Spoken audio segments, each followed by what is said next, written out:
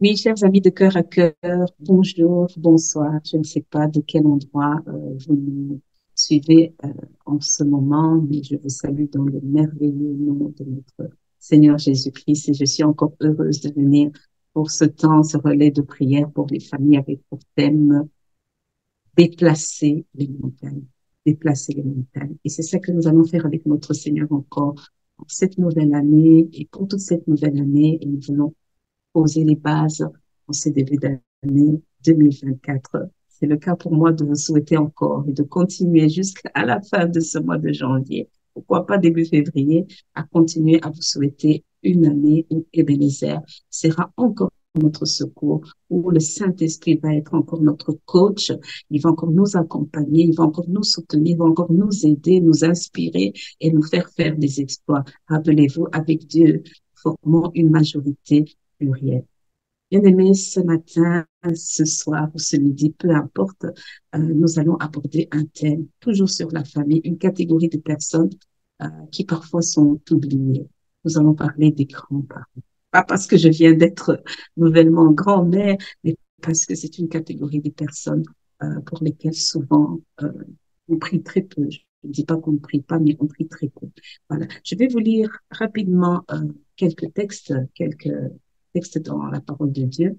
Je vais commencer dans le livre de la Genèse, donc Genèse 48, chapitre 48, versets 8 à 11. La parole de Dieu nous dit ceci. Oui, Israël vit les fils de Joseph et dit, qui sont ceux-ci? Et Joseph dit à son père, ce sont mes fils que Dieu m'a donnés ici. Il dit, amène-les-moi, je te prie, je les bénirai. Or, les yeux d'Israël étaient appesantis par la vieillesse. Il ne pouvait pas voir. Et Joseph les fit approcher de lui. Il les embrassa et les étreignit. Verset 11. Et Israël dit à Joseph, je ne pensais pas revoir ton visage. Et voici, Dieu m'a fait voir aussi ta descendance. Je peux lire encore dans le livre des Proverbes, chapitre 17, verset 6. La parole de Dieu nous dit, les enfants des enfants sont la couronne des vieillards et les pères sont la gloire de leurs enfants. J'aime bien la version parole de vie. Elle dit ceci, les grands-parents sont fiers de leurs petits-enfants et les enfants sont fiers de leurs parents. Bien aimés, nous devons savoir qu'il y a trois générations qui se côtoient au cours, d'une même vie. L'enfant, le parent et les grands-parents. Si vous avez la grâce dans votre famille, j'ai eu cette grâce, j'ai encore cette grâce que mon père est vivant, je suis grand-mère, j'ai suis grand-mère, donc vous comprenez, il y a la génération de mon père, de moi, de mon fils et de mes petits-enfants. Donc, c'est vraiment une grâce pour laquelle je bénis, je rends grâce à l'Éternel. Donc, ces trois générations vont se côtoyer au cours d'une même vie. C'est une dimension que l'on trouve aussi dans la Bible. Elle est vraiment présente dans la Bible. Dieu va se présenter comme étant le Dieu d'un grand-père, qui est Abraham, le père d'Isaac et de son fils Jacob. Trois générations, trois générations que nous pouvons vraiment aller lire dans la Bible qui ont su transmettre la foi de leurs ancêtres, rôle que nous avons en tant que grand-père, grand-mère. Depuis toujours, bien aimé, l'humanité s'est posé la question de ce que chacun, chacun de nous va devoir transmettre à ses descendants. Si nous avons depuis longtemps que les parents nous ont donné la vie, nous comprenons que mieux ce qu'ils nous transmettent en plus de notre patrimoine génétique. Bien aimé, c'est pas seulement une question d'ADN, non. Ils nous inscrivent en fait dans une lignée qu'ils ont reçue eux-mêmes de leurs propres parents. Ils nous inscrivent dans cette lignée-là. Nous sommes inscrits dans cette lignée, dans la lignée dans laquelle nous inscrivons nous inscrirons dans nos propres enfants. C'est un lien direct qui nous relie à nos grands-parents dont nous sommes aussi les héritiers. La sagesse populaire veut quoi? La sagesse populaire rend compte bien de cette chose-là quand elle dit que certaines qualités sautent des générations, certains défauts sautent des générations. C'est pour se dire le lien que nous avons avec nos grands-parents, que nous avons avec nos ancêtres. Dans notre arbre généalogique, pour ceux qui ont déjà eu l'occasion de le faire, il y a des choses qui vont se transmettre, des noms qui vont revenir, des prénoms qui vont revenir, des caractères qui vont revenir. Lorsque nous voyons cet arbre généalogique, nous pouvons nous poser la question, qu'est-ce que nos grands-parents nous lèguent? Qu'est-ce qu'ils nous laissent en héritage? Les grands-parents sont un arbre de vie. Ils représentent le passé, un passé dont ils sont issus. Les grands-parents sont associés au domaine du sens de la vie. C'est quoi la vie? Puisqu'ils sont parents de leurs parents, ce sont ceux qui, à leurs yeux, ont l'expérience. Ils doivent savoir, puisqu'ils ont vécu. Mon grand-père, il sait. Ma grand-mère, elle sait. Quand ma petite fille vient, elle me parle, elle me pose certaines questions. Pour elle, je sais ce que j'ai vécu. Les petits-enfants viennent et ils viendront toujours poser des questions sur la vie à leurs grands-parents. Mais ils peuvent aussi, surtout, poser des questions sur l'après-vie. Parce que qu'est-ce qui va arriver quand on quitte la terre de nos ancêtres? Les enfants ont cette question. Ils voient comment les générations viennent. Les petits-enfants vont écouter avec une très grande attention leurs grands-parents sur toutes ces questions du sens de la vie. Vous savez, les petits-enfants croient plus les grands-parents parce que pour eux, ils ont la mémoire de la vie. Et il suffit d'écouter les témoignages. Quand vous voyez des petits-enfants dans un enterrement, les petits-enfants disent des choses parfois qui nous étonnent, qui nous surprennent tellement. Quand ils parlent de leurs grands-parents, ils ont ce qu'ils ont reçu de leurs grands-parents. Et c'est des choses qui restent. Bien aimé, être grand-parent, c'est tellement un privilège et c'est tellement précieux. Et pour toutes ces raisons, les parents, les grands-parents, puisque c'est le cas de le dire, les grands-parents sont les personnes qui peuvent naturellement, le plus naturellement, éveiller à la foi. Si les parents transmettent, bien aimé, si les parents peuvent transmettre la vie, les grands-parents sont bien placés pour transmettre la vie éternelle. Ça, je le crois fermement. Par la parole, par la parole qui donne, par ce qu'ils apprennent, le temps de qu'ils parlent avec les petits-enfants, par la valeur, l'exemple qu'ils donnent à leurs petits-enfants. Les grands-parents vont transmettre un message important. Non seulement ils transmettent à nous, mais aussi à leurs enfants et à nos enfants. C'est quel message? C'est le message de la persévérance. C'est le message de l'espérance. Être grand-parent, c'est un privilège. C'est vraiment un privilège et une grâce qui vient de l'Éternel. C'est un rôle, dans ce rôle de grand-parent, c'est un rôle tellement important.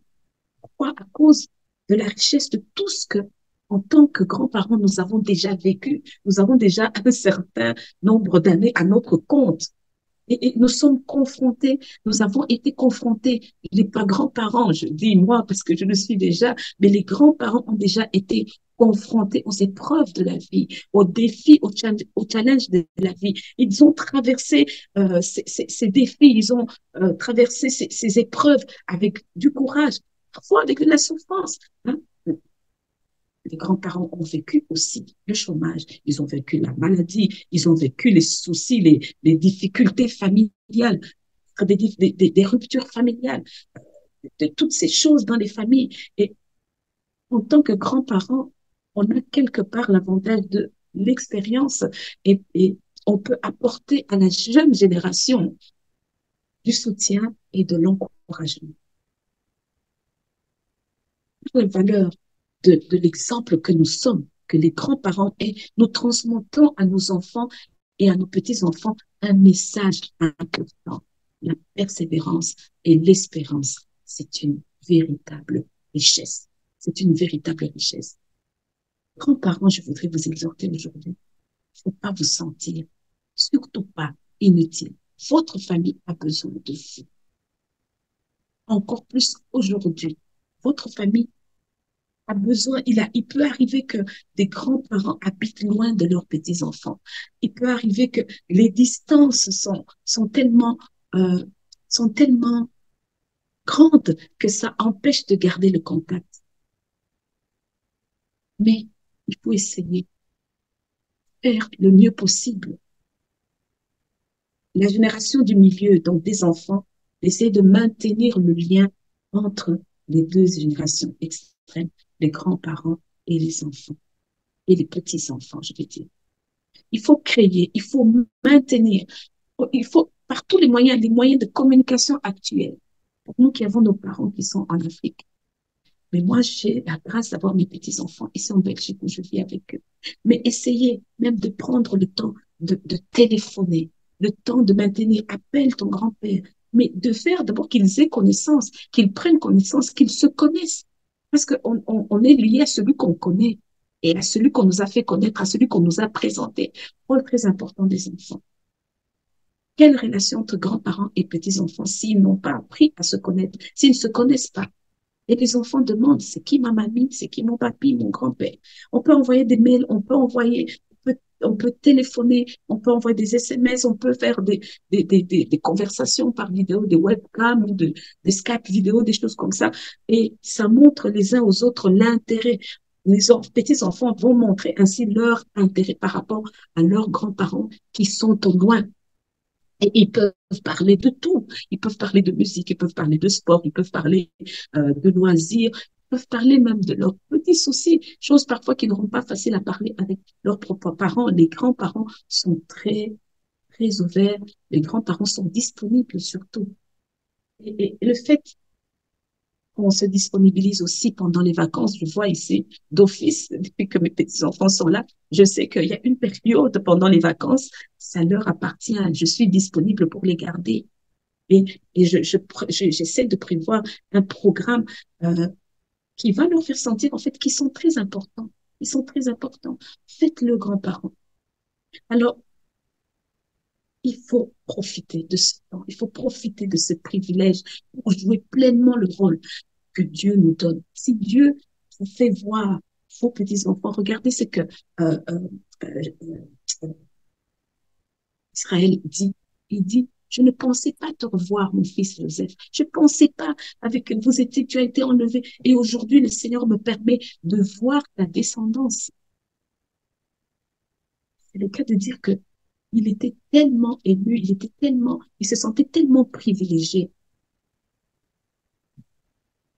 Entre les enfants et les petits-enfants, entre les petits-enfants et les grands-parents, il y a, il y a un sentiment d'amour particulier. C'est un amour sans condition qui fait que chacun de mes petits-enfants, chacun de nos petits-enfants en a besoin. Nous avons l'occasion, pendant que nous le recevons, de transmettre notre amour, qui est un véritable cadeau de Dieu, de transmettre la foi. Je sais qu'il peut arriver que ma foi n'est pas la foi des enfants, mais je peux du moins, pendant que je les reçois, on n'est pas allé à l'encontre des, de l'éducation des parents, euh, leur parler. Je n'impose rien pour prendre le temps de prier, pour autant le secret. Très important. Être grand-parent, c'est une grâce que l'on obtient de l'Éternel. Bien aimé de nos jours, les grands-parents ont de moins en moins de petits-enfants qu'avant. Et ils ont tendance à s'impliquer davantage auprès de ces enfants-là. Parce que c'est quoi leur rôle au juste? C'est quoi leur rôle? Et quel bienfait peut apporter ce contact avec les petits-enfants? Il arrive aussi, bien aimé, qu'il y a des conflits entre les parents et les grands-parents, bien sûr. Ma génération, comment est-ce que moi j'ai grandi, j'ai vécu, j'ai été éduquée. Ce n'est pas de la même manière que mes enfants éduquent leurs enfants. Mais mon rôle, c'est d'apporter, c'est cet apport précieux hein, d'aide que je suis pour les jeunes parents. Les grands-parents sont une grande source d'affection, une grande source d'attention pour leurs petits-enfants. Ils peuvent aussi apporter aux parents un soutien affectif. Hein. Ils peuvent apporter un soutien, euh, aider à s'occuper des enfants, aider à leur rendre un peu d'autres choses, de toutes sortes de services. Bien-aimé, nous allons prier. Je ne sais pas si tu es grand-parent aujourd'hui, si tu es grand-mère, si tu es grand-père, tu as un rôle à jouer. En tant qu'enfant de Dieu, tu as le rôle d'abord de la transmission, je l'avais noté ici quelque part, un rôle du témoignage, un rôle du souvenir, un rôle de la mémoire. On est porteur du souvenir, on est porteur du témoignage, on est porteur de la mémoire. Qu'est-ce que le psaume 145, verset 4 dit? Que chaque génération célèbre tes œuvres et publie tes hauts faits. En fait, nous regardons dans la Nouvelle Alliance, il est mentionné une grand-mère, Loïs, qui était en fait la maman de Eunice, Eunice qui était elle-même la maman de Timothée. Alors, je vais le lire rapidement, 2 Timothée, chapitre 1, verset 5, dit ceci, gardons le souvenir de la foi sincère qui est en toi, donc cette foi qui habita d'abord dans ton aïeul Loïs et dans ta mère Eunice, et qui, j'en suis persuadée, habite aussi en toi. Et ces personnes ont gardé le souvenir de la foi sincère. Ils avaient eux-mêmes reçu de leurs aïeux. Nous avons quelque chose à transmettre. Nous sommes dans ce temps de relais de prière. Il peut arriver que des familles de nos jeunes, peut-être qui n'apportent pas la foi, qui ne transmettent pas la foi, nous sommes là pour transmettre de génération en génération. Le livre de Deutéronome nous dit aussi ceci dans le chapitre 4 au verset 9. Il dit ceci, seulement prends garde à toi. Prends garde de toi et veille attentivement sur ton âme tous les jours de ta vie, de peur que tu n'oublies les choses que tes yeux ont vues. Témoignage, qu'elles ne sortent de ton cœur. Elles sortent de ton cœur, ça veut dire que tu les enlèves, ils ne sont plus, tu ne les gardes plus en mémoire. Tu n'en gardes plus le souvenir. Je vais recommencer, je vais le lire. Seulement, prends garde à toi et veille attentivement sur ton âme tous les jours de ta vie, de peur que tu n'oublies les choses que tes yeux ont vues. Tu as été témoin, de peur que tu n'oublies les choses que tes yeux ont vues et qu'elles ne sortent de ton cœur, enseigne-les à tes enfants et aux enfants de tes enfants. Si tu as la grâce de vivre, cette grâce d'être grand-père, grand-mère, tu dois enseigner à tes enfants ce que tes yeux ont vu. Il édifie, bien sûr. Tu dois l'enseigner aussi, non seulement à tes enfants, mais aussi aux enfants de tes enfants. Le Seigneur rassure une personne âgée aujourd'hui que les cheveux blancs sont une couronne d'honneur. Les cheveux blancs sont une couronne d'honneur. Nous allons prier le Seigneur. Nous allons vraiment recommander à sa grâce des grands-parents. Seigneur, je viens encore au nom de Jésus-Christ. Je viens te rendre grâce éternelle pour les grands-parents. Seigneur, il n'y a aucune famille qui n'ait pas de grands-parents. Parce que les familles, si on peut parler d'un parent, il a eu lui-même un parent qui a eu un grand-parent. Parce que nous sommes issus de quelqu'un. Comme nous l'avons dit plus haut, Abraham était le père d'Isaac, Isaac le père de Jacob. Et ces trois générations se côtoient dans une vie. Alors je veux te prier, Père, au nom de Jésus-Christ. Te rendant grâce, Seigneur, pour les grands-parents qui ont la grâce de vivre et de voir leurs petits-enfants. Isaac était heureux, Jacob, pardon, était heureux en voyant les enfants de Joseph, qui ne comptait même plus voir son propre fils, mais Dieu lui a fait la grâce de voir ses petits-enfants. Seigneur, je te prie, tel que nous sommes. Seigneur, pour quelqu'un qui me regarde aujourd'hui, que tu lui donnes la grâce de devenir grand-parent. Parce qu'il y a une sagesse, il y a une mémoire, il y a un souvenir, un témoignage à transmettre à la génération future. Tu nous dis dans ta parole d'instruire l'enfant selon la voie qu'il doit suivre. Et quand il sera vieux, il ne s'en détournera. Ça veut dire la voie dans laquelle, papa, tu nous appelles à instruire l'enfant. le petit enfant, quand il sera vieux, il ne va pas s'en détourner. De manière à ce que devenu vieux, lui-même aussi continue aussi à transmettre cette voix de Dieu. Seigneur, je te prie de donner aux grands-parents cet amour inconditionnel, de donner aux grands-parents cette disponibilité de temps. Quand on arrive, on est grands-parents. Je peux comprendre les grands-parents qui travaillent en temps. Ce n'est pas toujours facile, mais c'est toujours une joie. Donne la joie, Seigneur, dans le cœur. Inscris cette joie dans le cœur de recevoir les petits-enfants avec joie, avec bonheur, avec beaucoup de bienveillance. Que les petits-enfants trouvent chez leurs grands-parents un havre de paix, un endroit où on est accueilli, toujours avec exaltation, ou chez mamie, chez papy, on fait ce qu'on veut. On est gâteux, on est goûteux, on est tout ce qu'on peut dire. Parce que c'est pour un temps. Les grands-parents n'ont pas un rôle euh, strict d'éducation. Père, je te prie, Seigneur,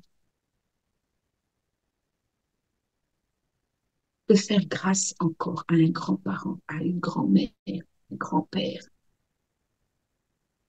de connaître tes voies et de les transmettre, Seigneur, aux générations futures. Seigneur, donne la sobriété, donne la sagesse, donne la sensibilité. Seigneur, de recevoir les petits-enfants, Seigneur, dans un climat, s'il n'y a pas de paix chez leurs parents, mais qu'ils puissent trouver, Seigneur, un climat de joie, un climat où le souvenir se transmet, un climat où le témoignage se transmet. Souvent, c'est facile d'entendre, souvent, ça me fait rire d'entendre les petits-enfants dire à leurs grands-parents, c'était comment de votre temps? Comment ça se passait à votre époque? Ils aiment l'entendre dire, cette tradition orale, ils aiment l'entendre dire, ils aiment l'entendre relater de leurs propres enfants. Et les petits-enfants, de leurs propres grands-parents, et les petits-enfants sont très, très, très attentifs. Les grands-parents peuvent aussi devenir des relais pour aider les parents. Seigneur, je voudrais te prier aussi au nom de Jésus-Christ par rapport aux grands-parents qui n'ont pas l'opportunité de voir leurs petits-enfants parce que il y a des soucis, il y a une rupture entre eux-mêmes et leurs propres enfants et que leurs propres enfants ne veulent pas ou ont pris la décision euh, de ne pas laisser les deux générations se rencontrer. Père, je te prie au nom de Jésus d'apporter la réconciliation, d'amener la paix. Tu es le baume de Galade, au Père. Tu es venu pour guérir les cœurs brisés. Tu es venu consoler, Seigneur, tous ceux qui étaient dans l'affliction. Je te prie, Seigneur, de parler aux enfants que nous sommes, aux enfants que sont nos enfants, aux enfants que étaient nos parents, que les petits-enfants sont la couronne des vieillards, couronne des vieillards. Dans les psaumes, il est dit aussi, tu verras les enfants de tes enfants. C'est une grâce qui vient de l'Éternel. Seigneur, il y avait la rupture, là où il y avait la douleur. Seigneur, que le pardon intervienne. Que, que, que l'amour agisse, que l'amour soit manifesté. Un enfant se trouve confronté, se trouve écartelé entre ses parents et ses grands-parents. Il doit prendre position. Ça ne devrait pas arriver. Père, je te prie, dans cette société actuelle où l'égoïsme a pris le dessus, Seigneur, de donner aux grands-parents, de donner aux enfants des sentiments humbles. Je te rends grâce, Seigneur, pour tous ces petits-enfants, ces générations futures. Je dis que la génération, nous devons transmettre à la génération future, qui transmettront à la génération future. Nous avons des choses à transmettre, les grands-parents des choses à transmettre aux générations futures. Parce qu'il y a un souvenir qui doit demeurer. Les voies de l'éternel, la voie de l'éternel, le chemin de l'éternel, les préceptes de l'éternel vont demeurer.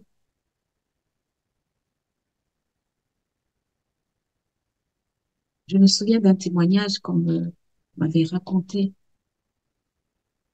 que des enfants s'étaient trouvés à être élevés par une grand-mère. Ils étaient tellement en rupture, en rébellion, qu'ils ont voulu se suicider. Alors, au plus profond, au plus bas de cet état de déchéance, il y en a un qui a entendu sa grand-mère qui chantait. Bon, à ce moment-là, ils n'avaient plus leur grand-mère. Ils se sont retrouvés un petit peu dans des centres d'accueil et tout. Ils étaient tellement malheureux. Et il a entendu sa grand-mère qui chantait. C'était ce chant chrétien. Donc, c'était le seul lien qui leur liait encore à la vie. Et elle a entendu ce chant de cette grand-mère qui chantait. Alors, grand-mère chante. Alors, grand-mère parle. N'impose pas ta foi. Parle simplement. Témoigne simplement de ce que Dieu est, des merveilles de Dieu. Témoigne, apporte simplement les témoignages. Le témoignage donne simplement le souvenir. Parle de l'amour de Dieu. C'est ça ton rôle. Mon côté, si tu n'as pas d'autres activités, aide tes enfants. Soutiens-les. La vie actuelle, c'est tellement une course. Les parents courent. J'ai couru aussi avec mes enfants. Et j'ai eu la grâce d'avoir ma belle-mère. Elle était là pour mes enfants. Alors, chers enfants, vous avez un rôle envers vos parents. Et les grands-parents ont un rôle envers leurs petits-enfants. Parce qu'ils doivent leur transmettre le sens de la vie. Et la vie, la vraie vie, c'est la vie éternelle. Et je suis convaincue que même si les parents sont là, ils ont donné la vie, les grands-parents peuvent transmettre la vie éternelle. Que Dieu vous bénisse. Merci Seigneur pour ta grâce et ta miséricorde. Merci encore de soutenir les familles, que cette cellule familiale ne puisse pas mourir, qu'elle ne puisse pas être cassée. Merci encore Seigneur Papa de rappeler aux petits-enfants que les vieux ne sont pas des vieux croutons comme disent les jeunes aujourd'hui, qu'ils sont capables de comprendre, de saisir et de les accompagner dans certaines situations et comprendre, papa, encore, mais ça dans le cœur, des grands-parents qui ne sont pas inutiles, qui sont précieux, et que cette relation doit continuer à vivre au nom précieux de Jésus-Christ. Nous avons ainsi prié. Alors, je vous bénis encore, je vous remets dans la précieuse présence de notre Seigneur, les bras du Seigneur, qui est toujours fidèle pour nous accompagner, qui est toujours fidèle pour nous aider, pour nous soutenir. Le Seigneur est merveilleux. Ce n'est pas parce que on a vieilli, ce n'est pas parce que on est plus âgé, mais nous sommes encore utiles dans cette société. Premièrement, nos petits-enfants, nos enfants, et aussi parfois pour d'autres petits-enfants qui n'ont pas de grands-parents, ça peut aussi se faire de jouer aussi ce rôle. Que Dieu vous bénisse abondamment. Encore une bonne année 2024 et à très bientôt pour un autre relais de prière.